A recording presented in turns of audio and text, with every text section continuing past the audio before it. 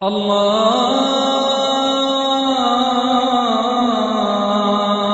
আকবার, আল্লাহু আকবার, আল্লাহু আকবার, আল্লাহু আকবার। ডক্টর জাকির, আপনি এখানে সাক্ষীর কথা বললেন। এখন আকাশে চাঁদ দেখার এই ব্যাপারে কোন ধরনের মানুষের দেয়া সাক্ষ্য গ্রহণযোগ্য হবে?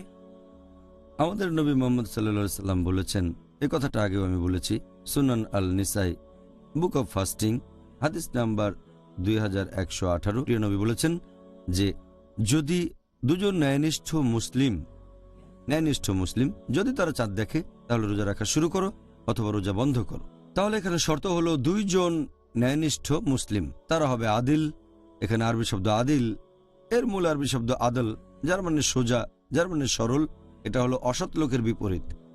আর আদিল হবে সেই লোক যে সবগুলো আবশ্যিক দায়িত্ব পালন করে, ফরজ পালন করে, আর সে কোনো গুরুতর পাপ করে না, সে ছোটখাটো পাপ থেকেও নিজেকে বিরত রাখে, সবগুলো আবশ্যিক দায়িত্ব পালন করে। এর মধ্যে আছে রোজা রাখা, নামাজ পড়া, জাকাত দেয়া ইত্যাদি ইত্যাদি।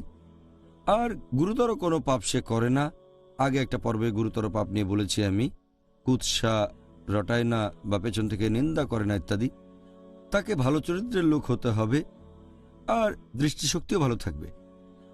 আদিল হওয়া এখানে আবশ্যিক। এখানে তাকে আদিল হওয়ার পাশাপাশি দৃষ্টিশক্তিও তার ভালো থাকতে হবে, কারণ ভালো দৃষ্টি থাকলে তো সে চাঁদ দেখতে পারবে। দৃষ্টিশক্তি ভালো না হলে শুধু আদিল হয়ে কোনো লাভ নেই, কারণ সে দেখতে পাবে না। সেজন্য আদিল হওয়ার পাশাপাশি ভালো দৃষ্টিশক্তিও থাকতে হবে। তারা কেমন হবে এটা আল্লাহ সুবহানাহু ওয়া তাআলা বলেছেন পবিত্র কোরআনে, সেই লোক হবে শক্তিশালী আর সেই সাথে বিশ্বস্ত। আল্লাহ পবিত্র কোরআনে বলেছেন সূরা কাসাস অধ্যায় নম্বর 28 আয়াত নম্বর 26, সেই ধরনের যে মানুষ তারা হবে খুব শক্তিশালী মানুষ আর হবে বিশ্বস্ত। আল্লাহ বলেছেন সূরা কাসাস অধ্যায় নম্বর 28 আয়াত নম্বর 26।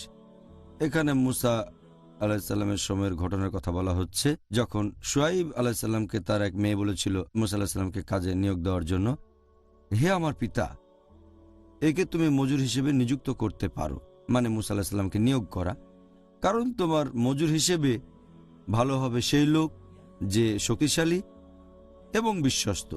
তাহলে শক্তি আর বিশ্বাসযোগ্যতা, এই দুটো বৈশিষ্ট্য অবশ্যই থাকতে হবে। আর একই ধরনের কথা বলছে সূরা নামল অধ্যায় নম্বর 27 আয়াত নম্বর 39।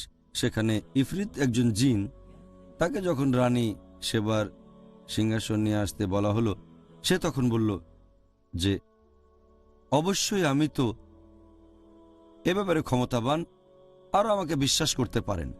যখনই তাকে এই দায়িত্ব দেওয়া হলো সে বলল তার সামর্থ্য আছে আর তাকে বিশ্বাস করা যায়। এখানে বিশ্বাসযোগ্যতা আর শক্তি এই দুটোই থাকলেই হবে। তাহলে সাক্ষীকে হতে হবে আদিল, সে হবে বিশ্বস্ত, এটাই গুরুত্বপূর্ণ।